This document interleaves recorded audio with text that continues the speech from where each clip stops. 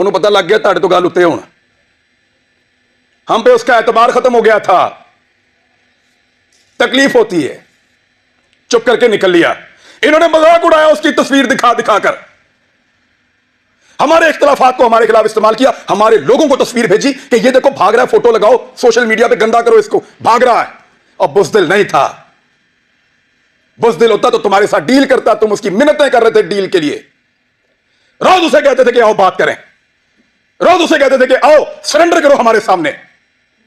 उसके बच्चों को थ्रेट, उसकी फैमिली को थ्रेट।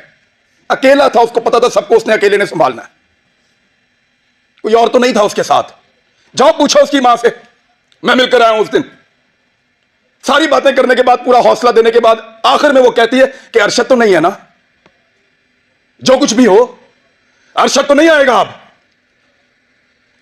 हम पे उसका एतबार खत्म हो गया था, इसी काबिल हैं हम।